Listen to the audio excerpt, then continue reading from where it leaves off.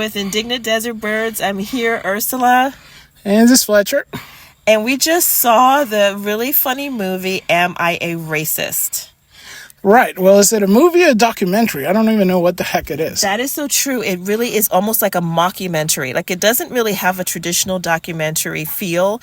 It doesn't feel like he's really behind the camera as a narrator and kind of taking things on. It seems like he's really manipulating also the events of the film. So I think it's kind of in between a film and a documentary, so maybe mockumentary. Yeah, so are we going to give spoilers or something like that? Or is it going to be like... spoiler free? Because it is really something in which there's a lot of, things that are surprising to happen. Well, that's not true. There are some surprising things that happen. I guess it'll be spoiler free because we don't want to be like that. Why not? Okay, well... I mean, my take on the movie is, first of all, it is funny. I was surprised that it was as funny as it was. I didn't expect to laugh like I did. Mostly it's funny because Matt Walsh, who is the main protagonist, if you will, because there's not really a normal narrative, so there's not really a protagonist, but he's the main feature in the film. He puts himself in some really awkward and, really cringy kind of situations that you can't really help but laugh.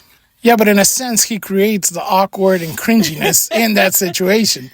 I mean, for one thing, you get introduced to Matt Walsh, in the beginning, and it looks like he's having some existential crisis or something like that as a character of himself. And then later on in the movie, he becomes, Matt Walsh, the DEI, certified DEI consultant, and I guess, and he points his badge like is in an episode of an FBI thriller, and to me, it felt like some of the gags go a little bit long. And so I guess I'll start with the cons. The cons to me were the gags go a little bit too long.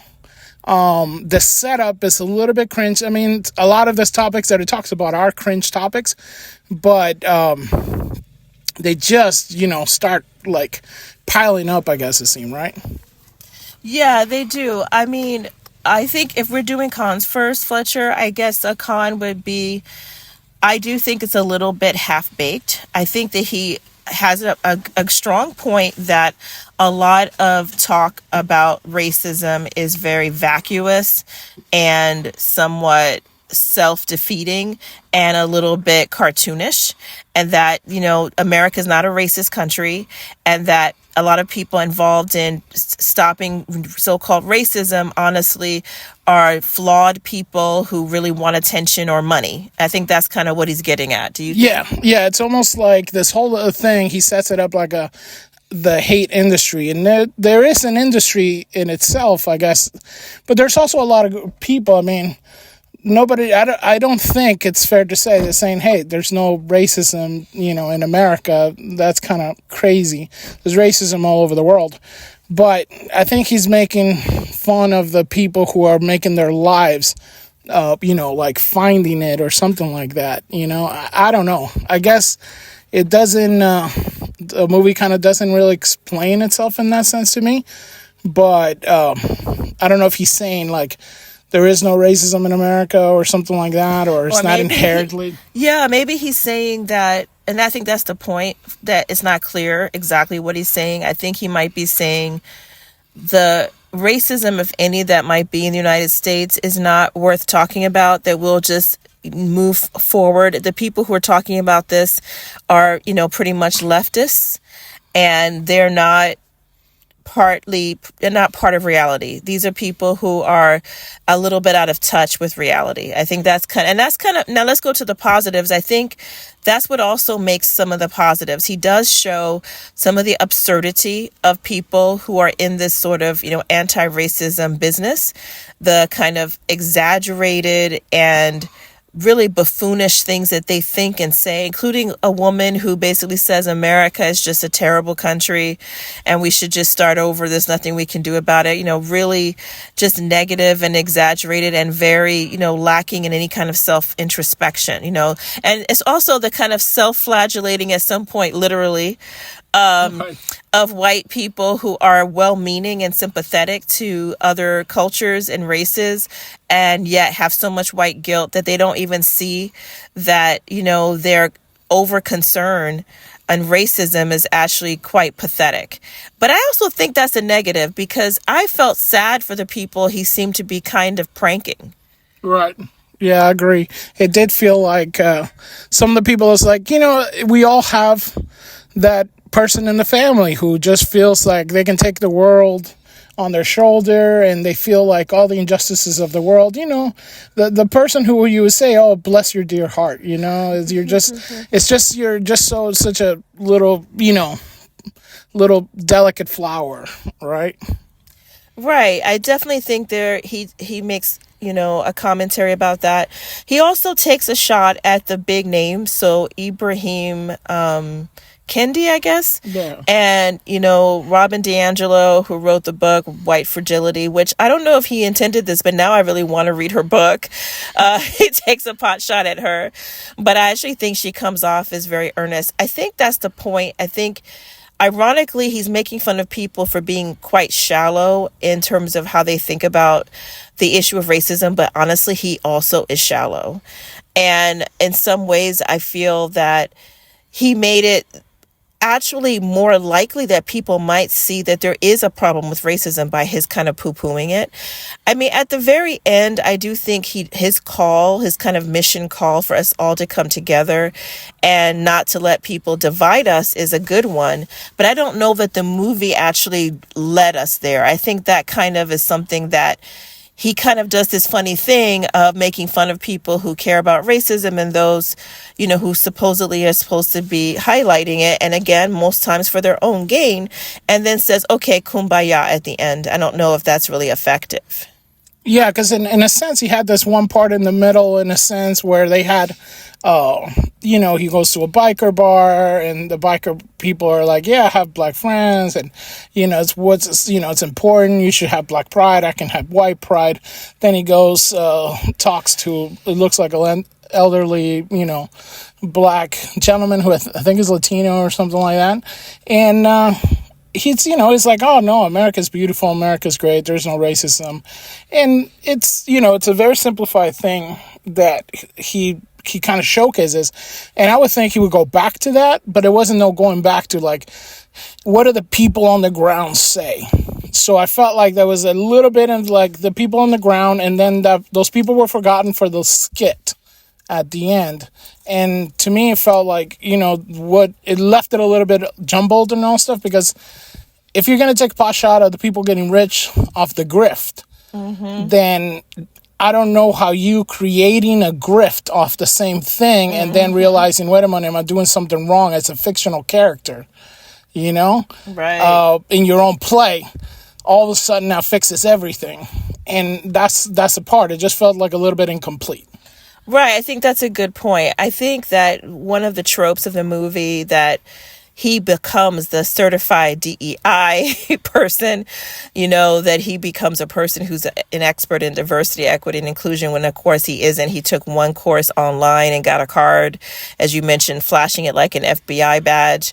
And now that certifies him to have little seminars on racism like the ones he's attended is really not that helpful, because it is a funny bit. It's definitely a funny bit, right, but it doesn't really resolve the issue. It doesn't make it seem like who's wrong, who's right, what's the way forward, how do we deal with these issues. It's more like, okay, well, let's not even deal with it. Let's just all come together. And I think it's still a funny movie. And honestly, we didn't talk about the funniest part, which is, I don't know if you said spoiler free. No, but we've been spoiling our ways. So. All right. Well, the Jussie Smollett. Yeah. Jussie Smollett. Juicy. How Dave Chappelle calls him Juicy Smollett. Jussie Smollett. I'm not sure how you say his name, but the famous French actor. Right. The racial hoax with his, apparently saying that he got attacked by, white MAGA people. It's hilariously done in the movie. I really hope that you are taken with it like we were. I mean, a lot of times I didn't want to, get too involved with the movie because some of it is a little off-putting, but at the same time, that is a hilarious bit, I have to say. Is the high point of the movie. We don't want to give too much away about how it's done. Just know that there is a payoff in terms of that issue. And I think he does interview someone who wrote a book that also seems interesting on racial hoaxes, and it's a person of color, a black person. He's light-skinned black guy, so you don't. He does ask him, "Are you black?" And he talks about how these racial hoaxes highlight that people have more of a demand for racism than exists. The demand for racism exceeds the supply, and people are just making themselves get attention or money from making something that's not true. But he also admits, the person who wrote the book, that there are racial crimes. They just are very small and compared to overall just the normal crimes that people deal with in America, which are a bigger problem. Right, and that, in a sense, it was almost like, oh my gosh, this is getting actually good. Yeah, but then, it was getting good at that point, wasn't it? Yeah, but then he has to go and make it about himself, Matt Walsh does, and make it he's playing like Mr. Bean. It's like Mr. Bean does racism. It's Mr. Bean Walsh without the talent. Yeah. I mean, he's funny. He definitely... We talked about, is this a documentary? He does insert himself, I think, too much into it for it to be a true documentary. I mean, honestly, every documentary has the filmmaker be a part of it, whether they're on camera or not, because they are crafting the narrative. They are behind it. There is no anthropological detachment, objectivity when it comes to documentary. But he puts himself way into it, but I think without really acknowledging it. He almost acts as though, no, I'm seamlessly fitting in here. This is how they would act with me here. But they're not aware that you're playing a game. And so I feel like there's an ethical problem with this movie. I think that's why it's not as effective as it could be. I think some of these people are dishonest race hustlers.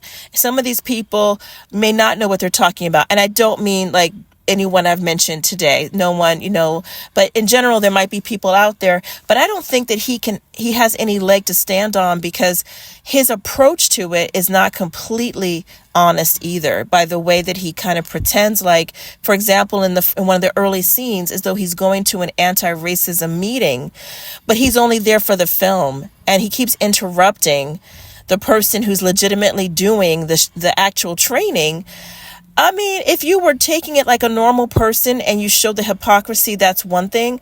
But if you're creating the moment in which people will be aggressive towards you, that's not really honest. Yeah, it's almost like he wants to get his money worth out of, paying these people to come here and do the thing. Yeah. So it's like movie. they didn't jump to the hoop, so he's going to create the hoop. And honestly, Fletcher, that's perfect, because you know what? I came in expecting to say, like, oh, look at these absurd people with their foolishness about racism.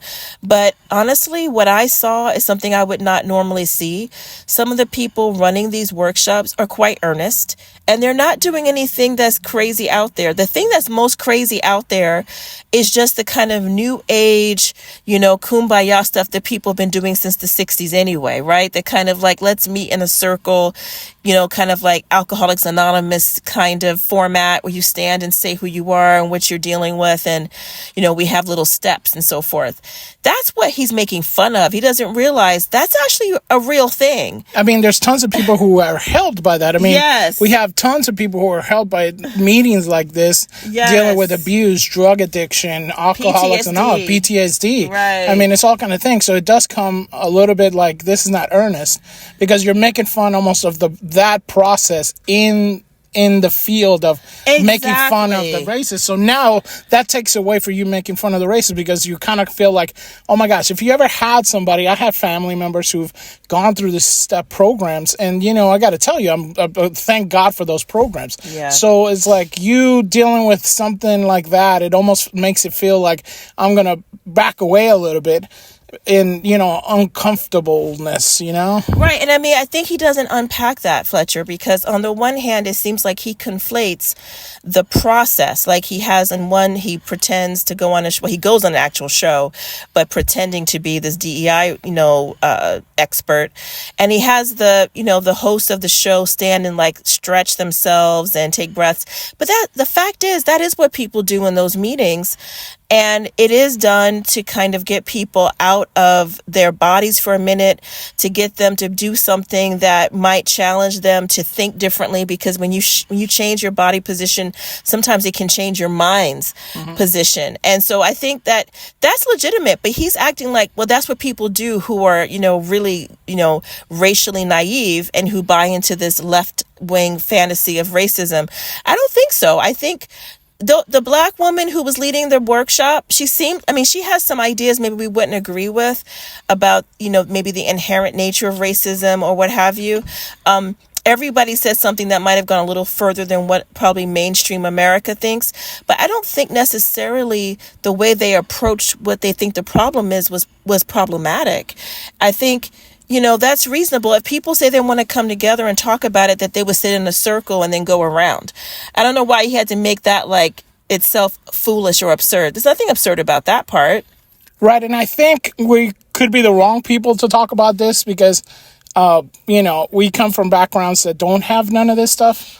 Our families don't talk about racism. They don't, our families don't, deal with it in a sense, I guess mostly because everybody in their family is pretty much colored or something like that. I mean, if you talk about racism, is usually, geared towards, people of other countries and stuff like that. Oh, that Chinese person and, they really don't like, I don't know, things and stuff like that. But I do feel like he's in this bubble, I feel, and he's trying to burst a bubble, like a bubble that's inside, meaning the people that are doing this kind of like basically programs that they kind of say American gloom and doom, it can't be saved, it must be destroyed, and saying, hey, look, normal people don't have that issue.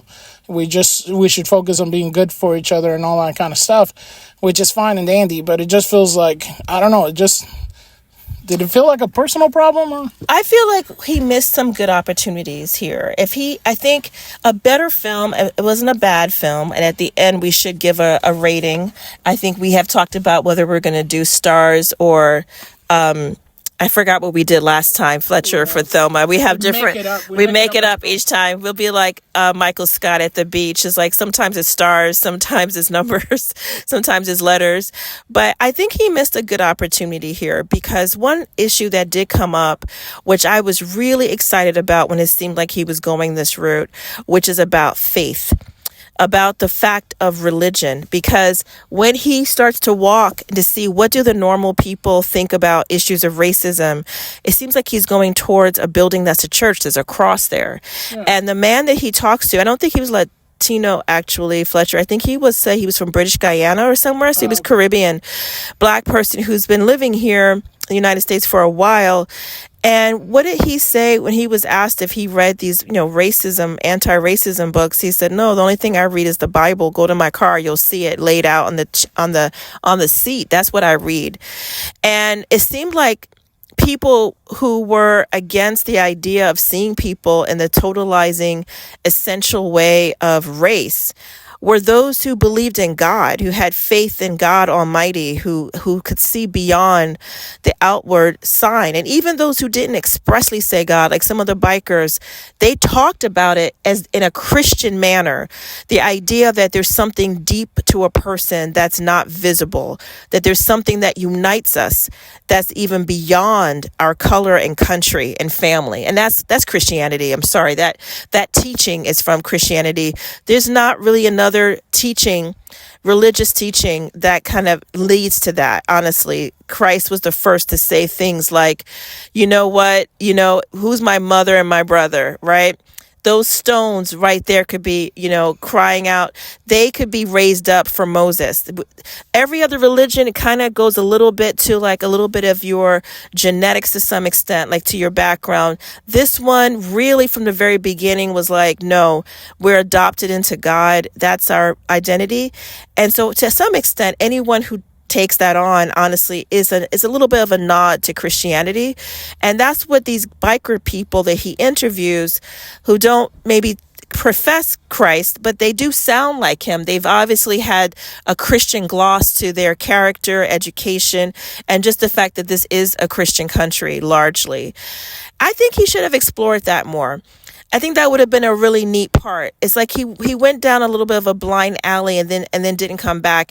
It was just something cute for him to say, "Oh, look, the regular people are not obsessed with race." And you were basically saying, but he doesn't ever come back to the truth.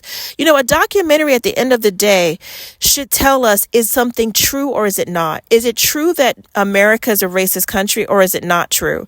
He never answers the question full on. I guess he kind of hints at the idea he thinks is not, because he lets the black man say, no, I don't think it is a racist country. But he never, like you say, come back to that. Prove your point, because the other side has proven theirs. That's why they have these meetings and workshops and race to dinner and all of that. You need to now stand and say yours. Were you brave enough to not, to do the movie, but not ask that question ultimately and just basically sidestep it? Yeah, it felt like he kind of missed an opportunity to. It's almost, I don't know. It feels like it went that way. It feels like it went like, okay, the solution to all these problems is Christ. I mean, there was hints of that when he was in the black church, when he was talking to the man from Guyana, the three black ladies who looked like my auntie, who all wear the same shirts no matter what country you are. And those shirts look like church ladies. They look like church ladies. They all have the same things. No matter where I go, old ladies have those same blouses. I mean, they do.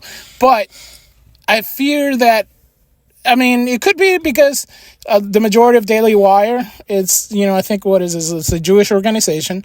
So basically, maybe he was told, hey, don't make Christ the end all be all in your film, kind of cut it off a little bit short. I don't want to be nefarious and say that could be the case, but it felt like the movie was going there and then it stopped. And he never got his answer to this question. So I do feel that in a sense, the movie kind of abrupted in the skit, and it went back to haha, it's a joke. So it's that. So parts of the movie are funny because you're like haha, but if you're going into it going, hey, this is gonna solve a question, there's an answer. There's not really an answer. I don't feel safe in this. I think it's mostly like, hey, look within yourself type, types of solution. And like you said, the other people brought in, they bring their, they can say, oh, this was systematically racist. This laws were taken into place. In other words, they have, like some people would say, the receipts, right, of it. But he doesn't bring any receipts in himself. He just kind of nods to talk about it. It's almost like he did that one expert with hoax crime, but that's about hoax crimes. So it felt like hoax crimes. Hoax crime. Yeah, you said hoax crimes. What's a hoax crime? I said what are you talking about? I speak in English. Not well here. Hoax crimes. All right, let's wrap it up. No, we're not wrapping it up. I think that the part that was getting a little bit kind of getting close to what really matters is when he showed a black woman who he had an interview with her, whose little children had been, I guess, at Disney World or somewhere where there are costume characters. It may have been just a parade. I don't remember now the details. And they did show the video footage of the two little girls. They look to be between 5 and 7 years old. They're small. And they were so excited to see this cartooned character, inside a suit, like a mascot type of character. And the costumed character did say hello and waved at everyone, and then kind of skipped the two girls and then waved at someone else. And I guess the woman, the mother of the kids, was bringing a lawsuit. And Matt Walsh actually interviews this woman, and he's kind of insinuating, because he doesn't come out and say it, but he does. Some of it is quite targeted with the questioning that you really think is racism, that this costume character didn't wave at the girls. Like, that's absurd. Like, how often does this happen that costume characters don't? But you can see the mom is very serious. And of course, I feel for her, because if you bring your kids to something special and, the costume characters, they are supposed to, say hi to all the little kids. And I don't know that it was racism. I guess that's what he's getting at. It may not be racism. He goes, what do you want them to do? Like better training of costume characters? And it just sounds so absurd. And she's like, yeah. And incidentally, he tells you on the film how much he pays people to talk to him. He paid her $50,000 to have this really, not going anywhere conversation. But he doesn't come again. I think a documentary at the end of the day should answer the question, was it racism or not? I think you should be bold enough to say, no, this was not racism. This was a very, tired or very ill-trained costumed character. Or, maybe he really didn't see them. We don't really know. Or maybe it was. Like, do the investigation. Like, that would be a brilliant part. That would be an actual documentary. That would be an actual documentary. Go find the character. How hard would it be? Who was in there? Because she's suing them.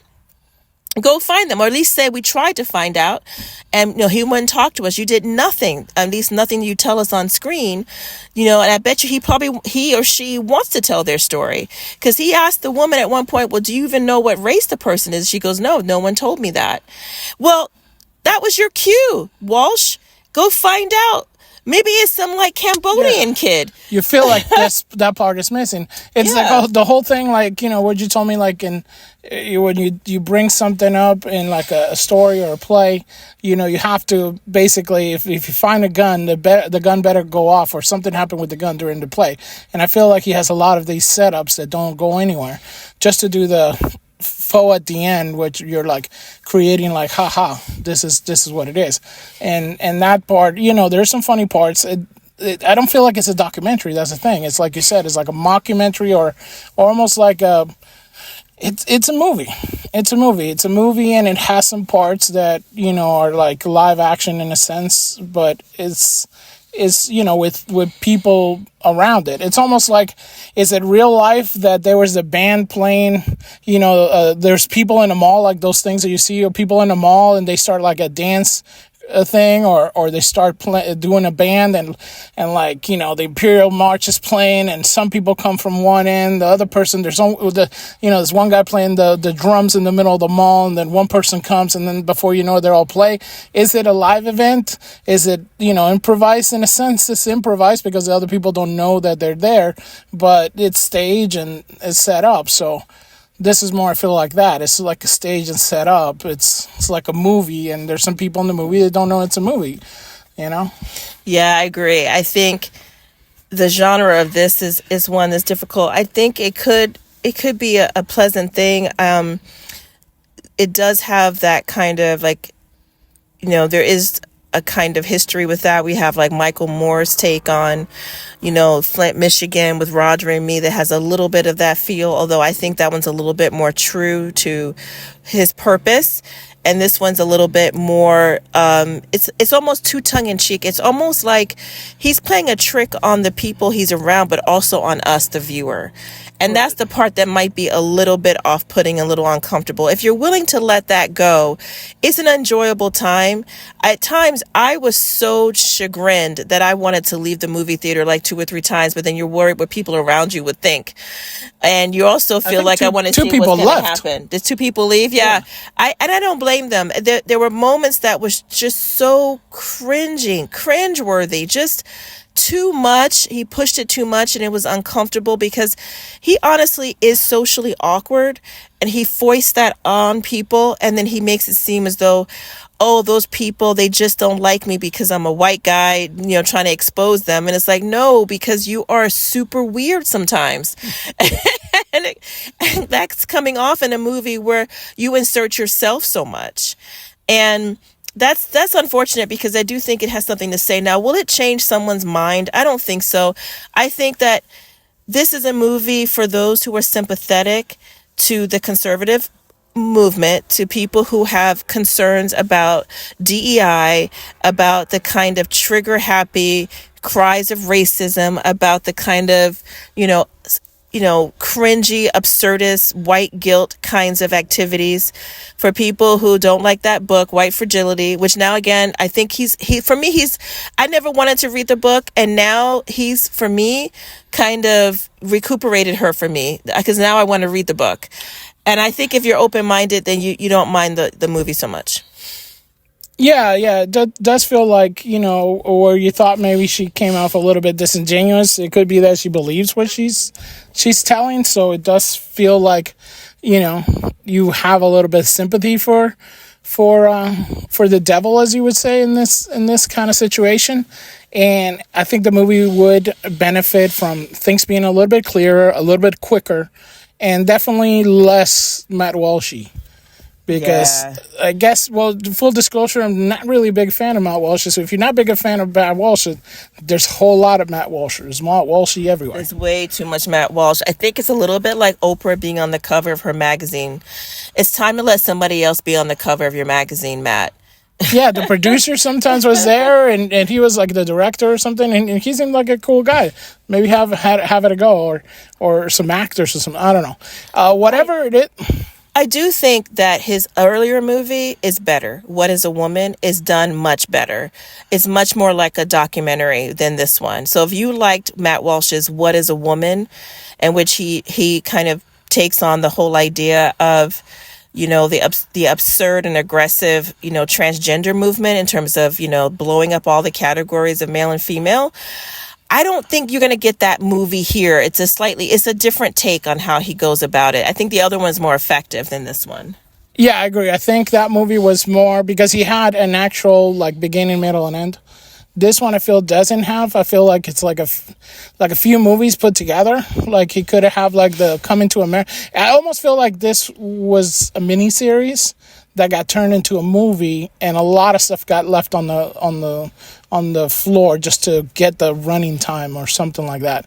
But is it an interesting thing to go check out? Yeah, I think it would be interesting to have a discussion kind of like we're having right now. We're having right now. And I guess if that's the case, then we can give him. So now it's time for us to give him a grade. So we shouldn't use the same markers, Fletcher. I'm going to use him a grade of A through F as though it were school. Okay. And I like what you said about him kind of leaving a lot on the cutting room floor. It does feel like a lot is left out. I kept feeling like, where's the rest of that conversation? What happened next? And I'm wondering, it's a lot of cuts away that makes you think something's being left out. I'm going to give it a solid B. It's a solid B. Solid B / B minus. Yeah. All right. A B / B minus. Yes. Strong pass. All right. So if you like Matt Walsh, I think I'm going to give it 2.5 Matt Walshes out of 5 Matt Walshes.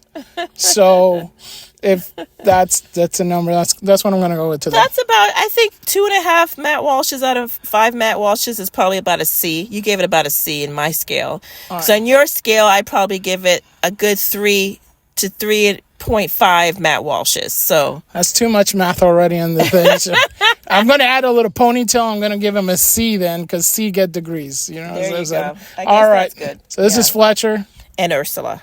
And this is Indignant Desert Birds. Thanks so much. Like, share, and subscribe.